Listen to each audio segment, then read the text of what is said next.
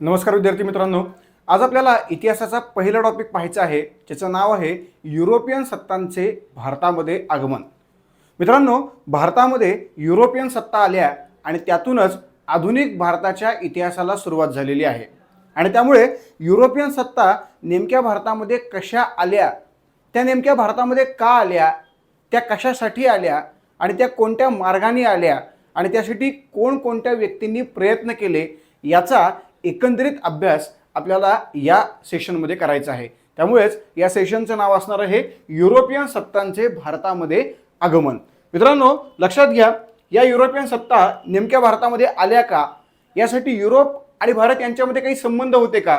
तर यस, होते। मग नेमके काय संबंध होते तर लक्षात घ्या, प्राचीन काळापासून, बघा कुठल्या काळापासून आहे तर प्राचीन काळापासून भारत आणि युरोप यांच्यात संबंध होते। पण ते संबंध कोणते होते तर ते संबंध होते व्यापारी संबंध। भारतामध्ये जे उत्पादन होत होतं त्या उत्पादनाला युरोपच्या मार्केटमध्ये मोठ्या प्रमाणात मागणी होती।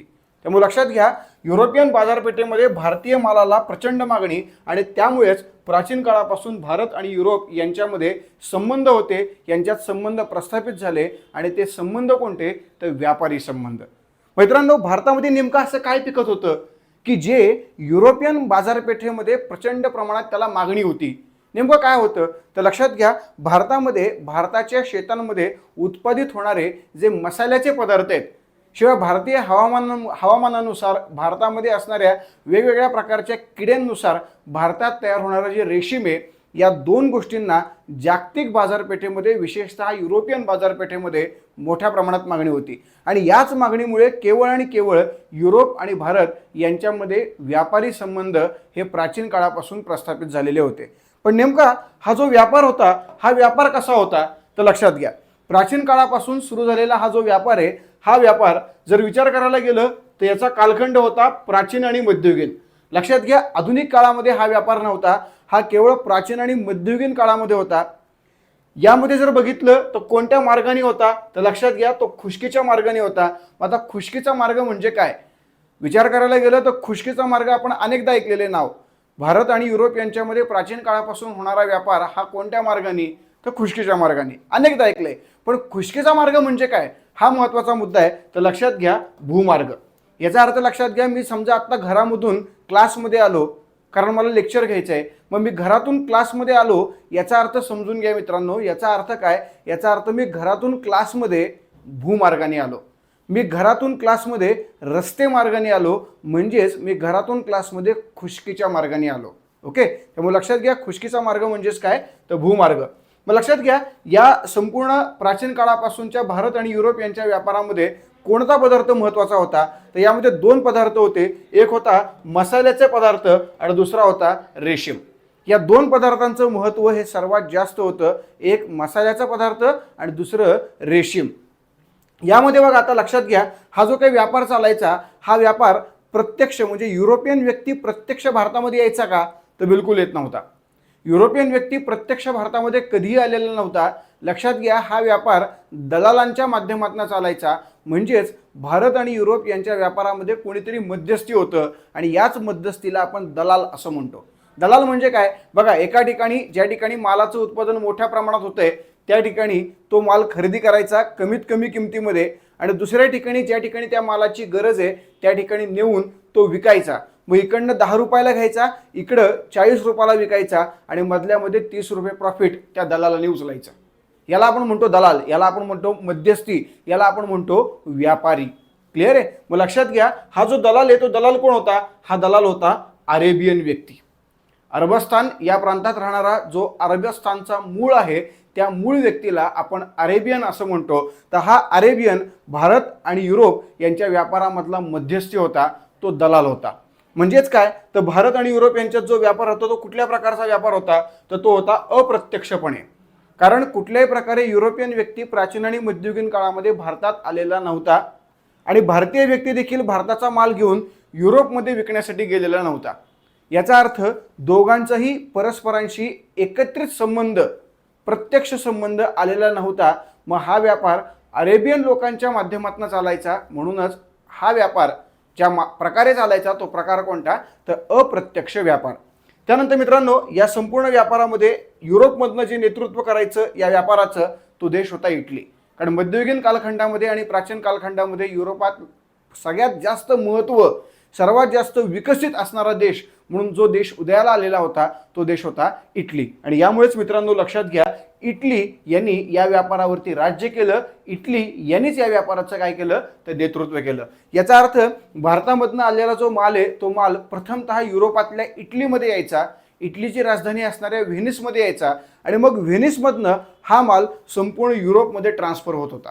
त्यामुळे लक्षात घ्या मित्रांनो, आपण जर बघितलं तर इटली हे मेन देश आणि त्या देशाचं नेतृत्व या संपूर्ण व्यापारावरती आपल्याला पाहायला मिळतं.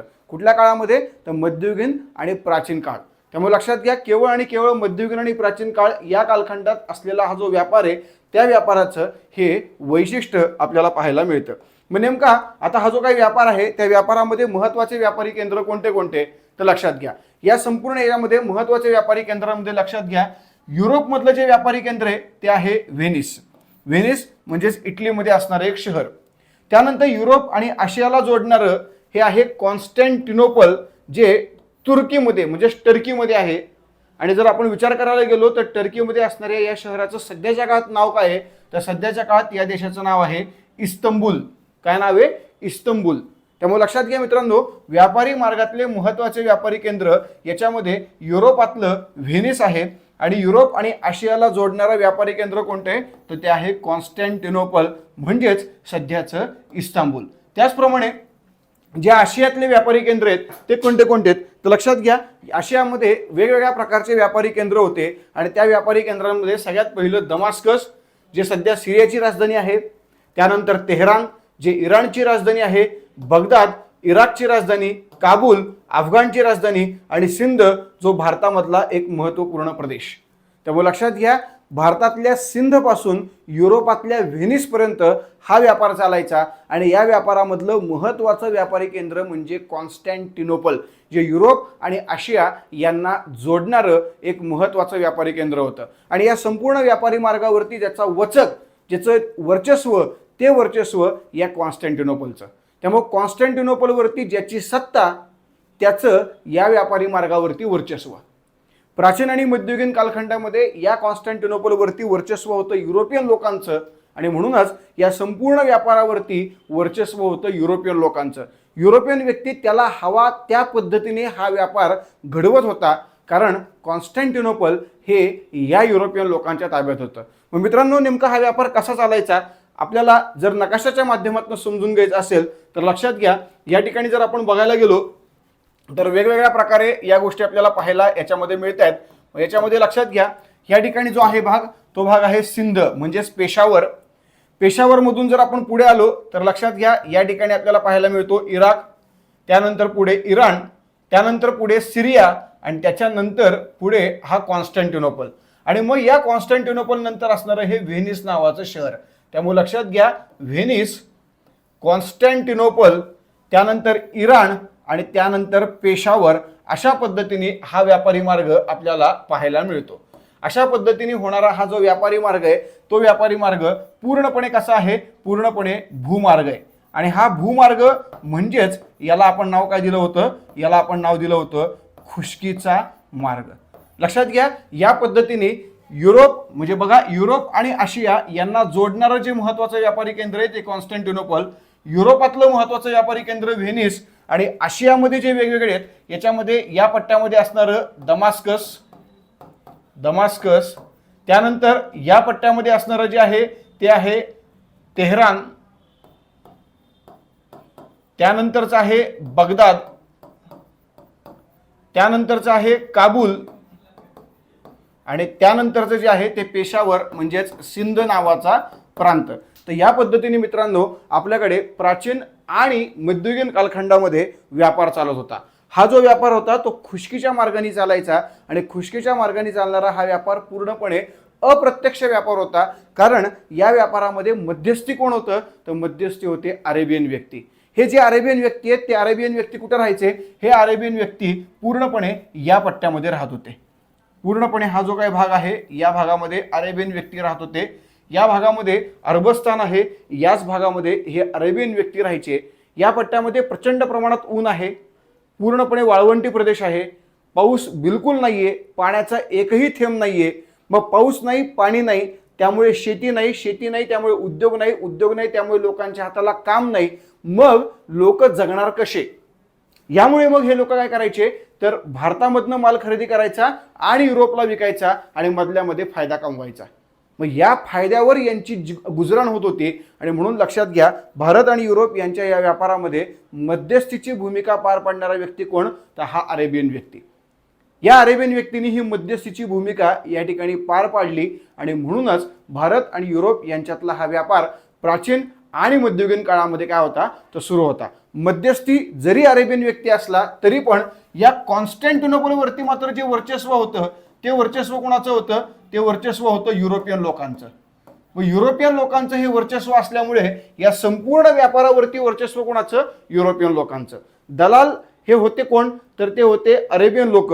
पण या संपूर्ण व्यापारातलं महत्त्वाचं केंद्र कॉन्स्टँटिनोपल आणि ते ज्याच्या हातामध्ये व्यापार त्याच्या हातामध्ये, वर्चस्व व्यापारावरती त्याचं, अशा पद्धतीने हा व्यापार या माध्यमातून होत होता जो खुशकीच्या मार्गाने म्हणजेच भूमार्गाने आपल्याला पाहायला मिळतो. क्लिअर आहे? तर मित्रांनो, मगाशी बघितलेले जे काही आपण केंद्र आहेत ते केंद्र नकाशाच्या माध्यमातून आणि व्यापारी मार्गाच्या माध्यमातून हे असे आहेत.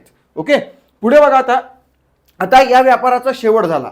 आता या व्यापाराचा शेवट नेमका का झाला तर मी मगाशी तुम्हाला म्हटल्याप्रमाणे लक्षात घ्या, हा जो काही संपूर्ण अरेबियन पट्टा आहे या अरेबियन पट्ट्यामधल्या लोकांच्या हाताला काम नाहीये, त्यामुळे हे लोक या व्यापारावरती पूर्णपणे अवलंबून आहेत.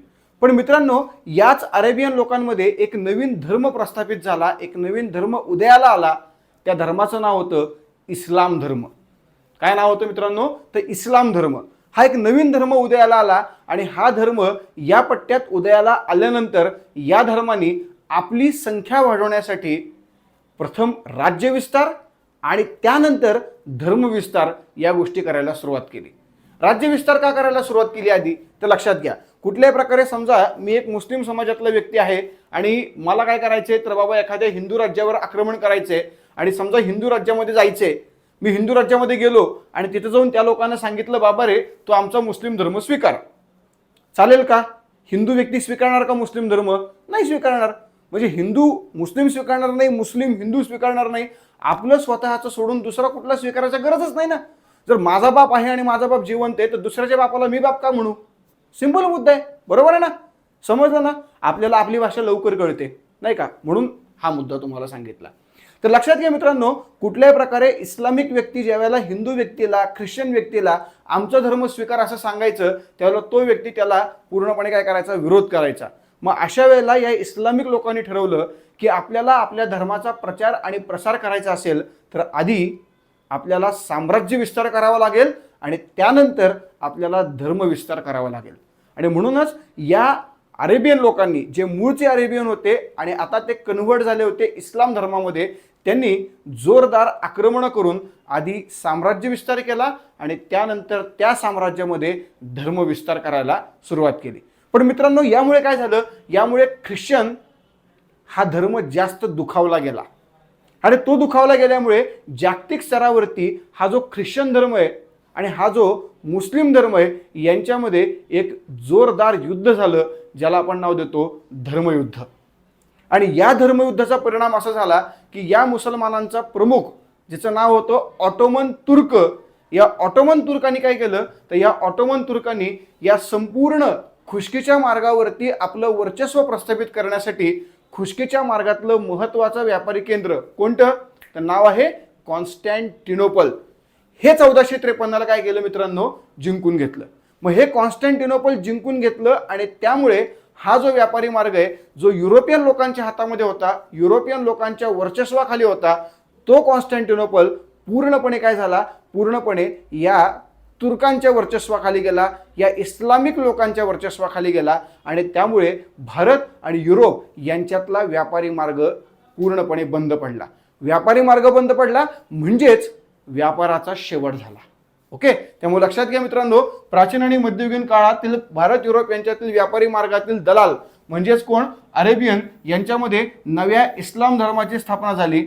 इस्लाम धर्माने स्वतःची संख्या वाढवण्यासाठी प्रथम काय केलं, राज्य विस्तार, आणि त्यानंतर काय केलं त्यांनी, धर्म विस्तार सुरू केला. आणि या सर्व प्रकारामुळे काय झालं तर लक्षात घ्या, या सर्व प्रकारामुळे जगामध्ये इस्लाम विरुद्ध ख्रिश्चन यांच्यामध्ये एक वॉर पेटलं. याच वॉरला आपण काय नाव दिलं, याच वॉरला आपण नाव दिलं धर्मयुद्ध. काय नाव दिलं मित्रांनो, याच वॉरला आपण नाव दिलं धर्मयुद्ध. आणि हे जे धर्मयुद्ध आहे ते कोण विरुद्ध कोण, तर ख्रिश्चन विरुद्ध इस्लाम यांच्यामध्ये झालं. मग वरील कारणामुळे काय झालं बघा, तर इस्लामिक राजा ऑटोमन तुर्क यांनी 1453ला कॉन्स्टँटिनोपल, कारण का या खुशकीच्या मार्गातील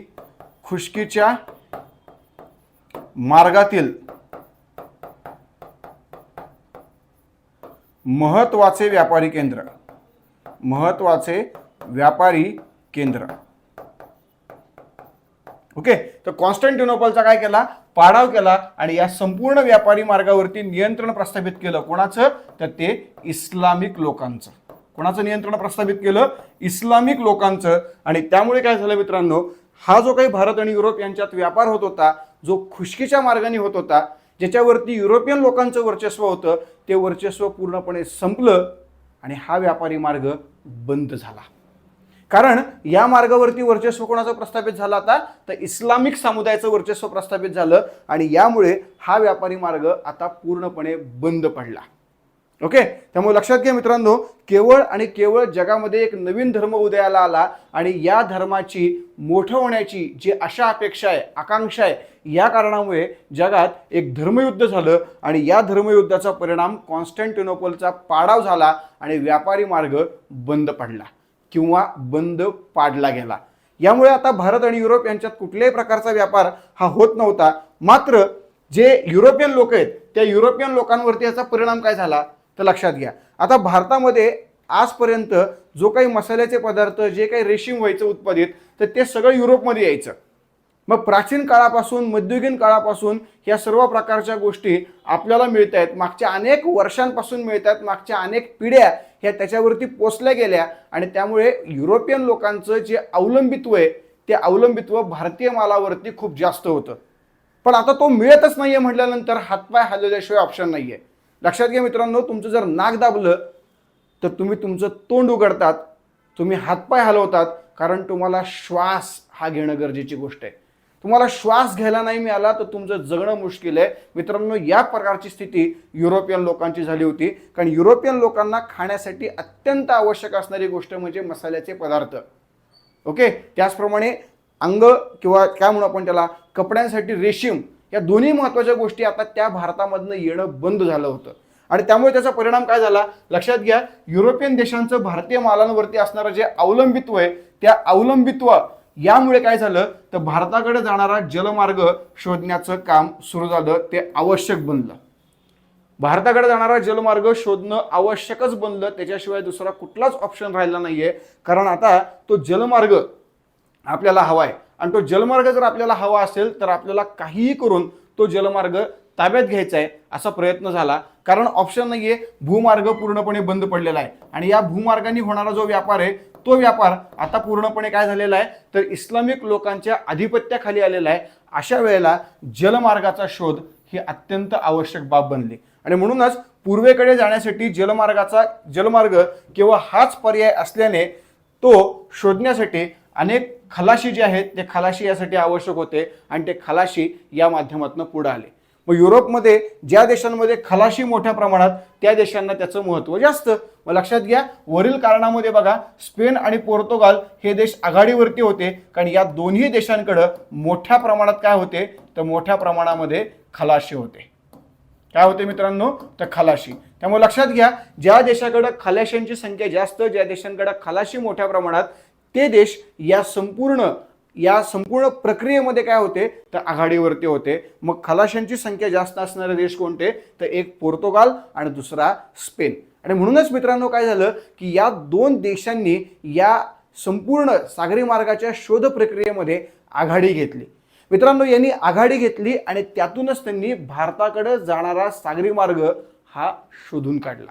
त्यामुळे लक्षात घ्या, भूमार्ग बंद झाल्याने भारतीय व्यापारासाठी असणारे जे पूर्व युरोपियन महत्त्व आहे ते कमी झाले आणि जलमार्गामुळे पश्चिम युरोपचे जे महत्त्व आहे ते वाढीस लागले. लक्षात घ्या, जोपर्यंत भूमार्ग होता तोपर्यंत भारतीय व्यापारामध्ये पूर्व युरोपचं महत्त्व होतं आणि आता जलमार्गामुळे पश्चिम युरोपचं जे आहे ते महत्त्व वाढीस लागलं. त्यामुळे लक्षात घ्या, जे व्हेनिस नावाचं शहर आहे त्या व्हेनिस शहराचं महत्त्व, या व्हेनिसचं महत्त्व कमी झालं. बरोबर आहे. आणि मग महत्त्व वाढलं कोणाचं, तर महत्त्व वाढलं ब्रिटिश किंवा ब्रिटन, पोर्तुगाल, फ्रान्स. तर यांचं जे आहे यांचं महत्त्व मोठ्या प्रमाणात वाढीस लागलं. बरोबर आहे. त्यामुळे लक्षात घ्या, जलमार्ग, या जलमार्गामुळे पश्चिम युरोपियन लोकांचं महत्त्व वाढीस लागलं आणि भूमार्गामुळे कोणाचं महत्त्व वाढीस होतं, तर ते पूर्व युरोपियन लोकांचं. अशा पद्धतीने हा जो व्यापार आहे त्या व्यापारामध्ये आता हळूहळू बदल हा झाला. कारण एकच कारण, कॉन्स्टँटिनोपलचा काय 1453 साली झालेला पाडाव. मग आता लक्षात घ्या मित्रांनो, या भारताकडे जाण्याच्या सागरी मार्गाचा शोध घेण्याचा प्रयत्न अनेक खलाशांनी केला. मग ते कोण कोण होते तर लक्षात घ्या. खुष्कीचा मार्ग बंद पडल्याने सागरी मार्गाचा शोध घेण्यासाठी पोर्तुगाल आणि स्पेन इथल्या खलाशांनी प्रयत्न सुरू केले. मग हे खलाशी कोण कोण होते तर लक्षात घ्या, याच्यामध्ये 4 महत्त्वाचे खलाशी, 1 Bartholomew Dias, 2 Columbus, 3 Amerigo Vespucci आणि 4 वास्को द गामा. मित्रांनो, या 4 लोकांनी भारताचा सागरी मार्ग शोधण्याचा प्रयत्न हा सुरू केलेला होता. ओके, भारताचा सागरी मार्ग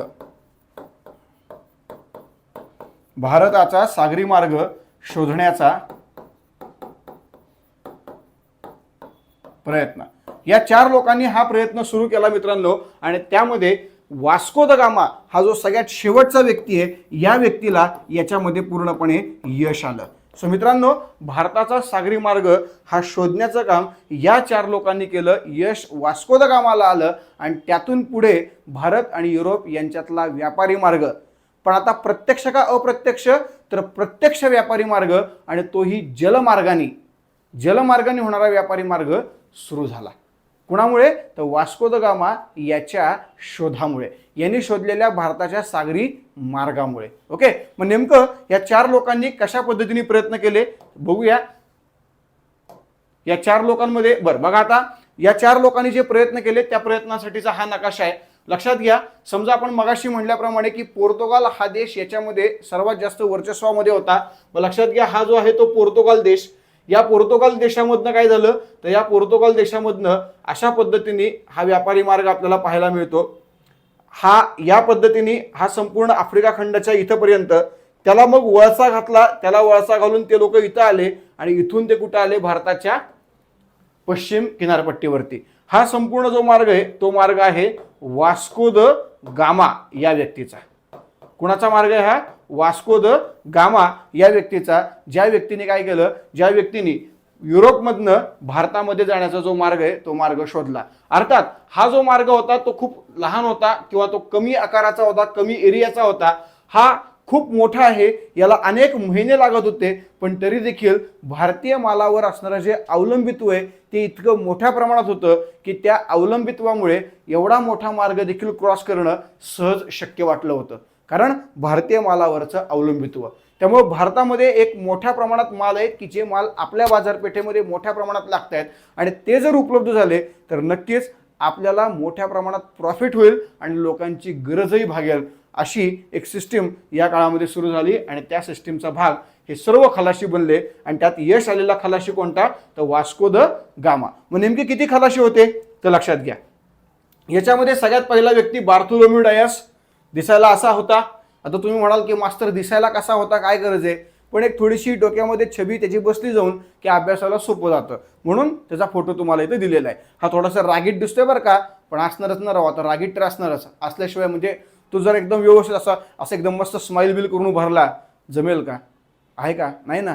त्यामुळे थोडीशी रागीटपणा ऑप्शन नाही त्याला काहीच. तर लक्षात घ्या मित्रांनो, बार्थोलोम्यू डायस 1487 यांनी प्रवासाला सुरुवात केली. 1488 साली त्याचा प्रवास संपला. तो कुठल्या देशाच्या मदतीने गेला होता तर पोर्तुगाल.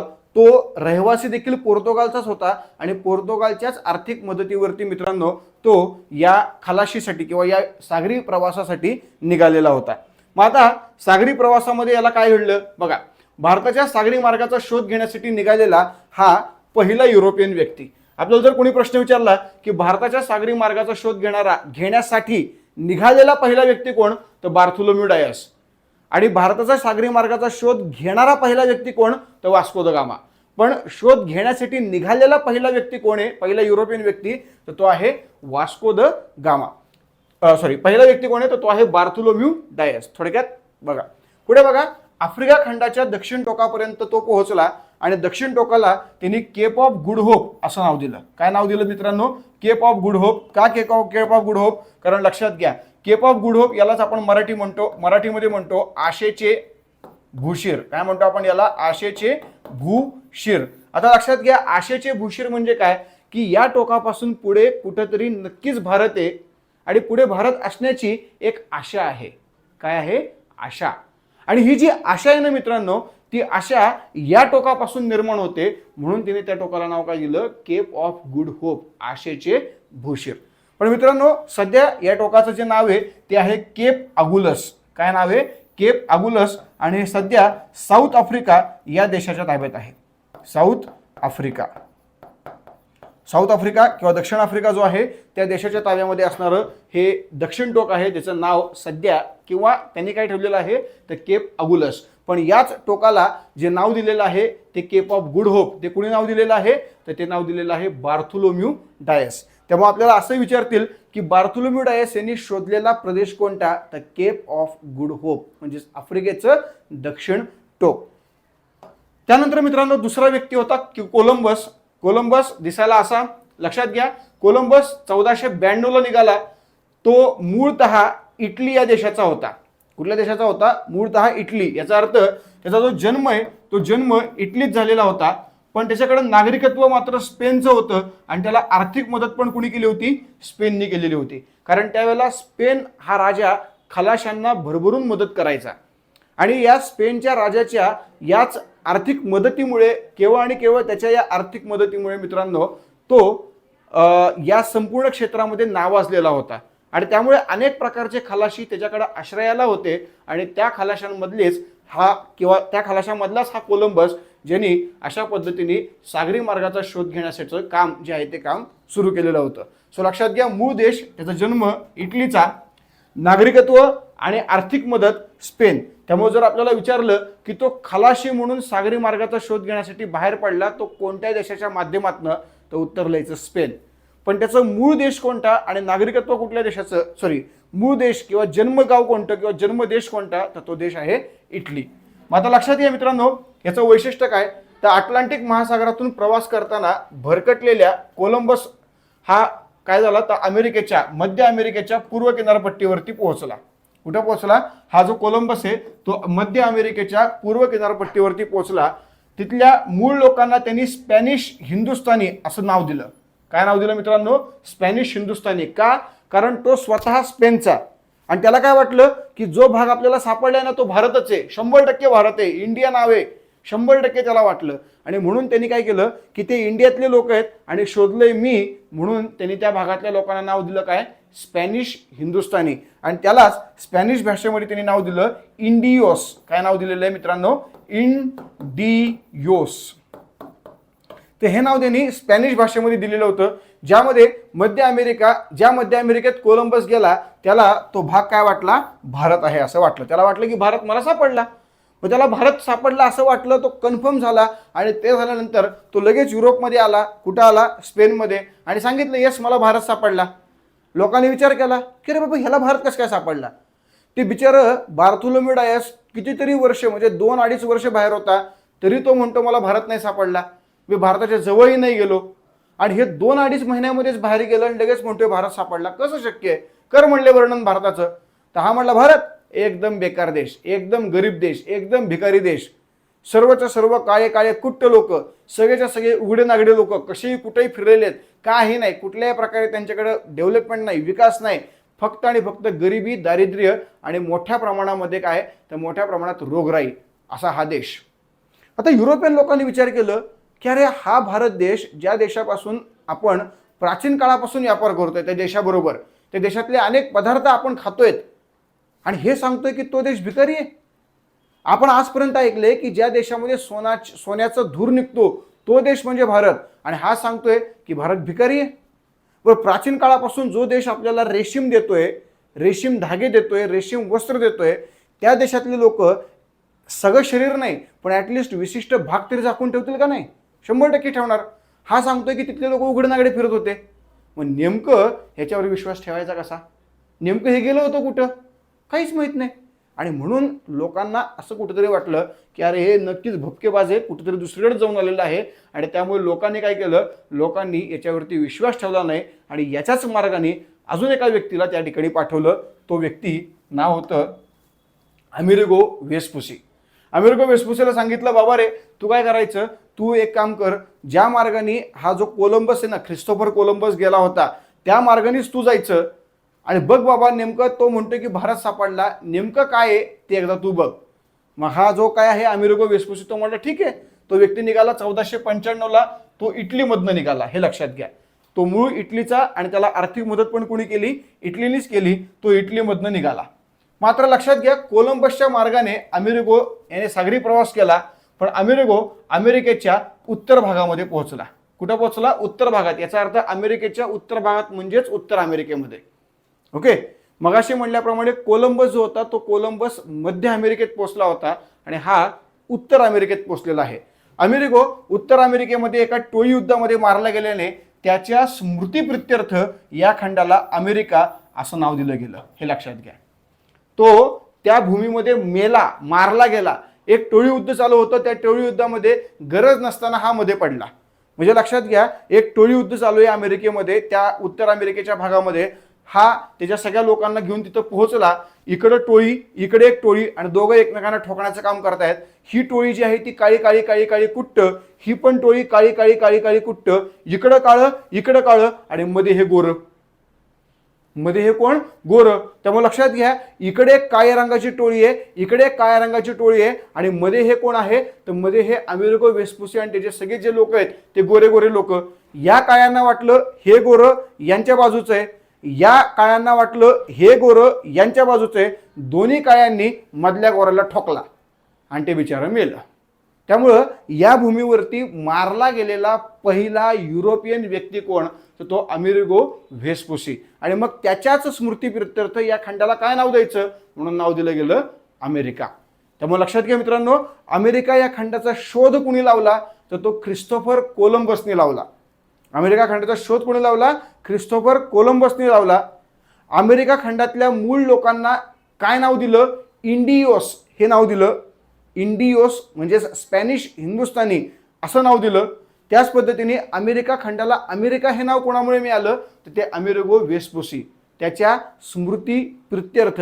मग स्मृतीप्रित्यर्थ म्हणजेच काय? तर तो त्या खंडात मारला गेला, त्याच्या स्मृतीप्रित्यर्थ त्या भागाला काय नाव दिलं गेलं? तर अमेरिका असं नाव दिलं गेलं. मित्रांनो, या पद्धतीने भारतामध्ये किंवा भारताचा सागरी मार्ग शोधण्याचा यांनी प्रयत्न केला, पण ह्यांच्या हातात काहीतरी वेगळंच लागलं.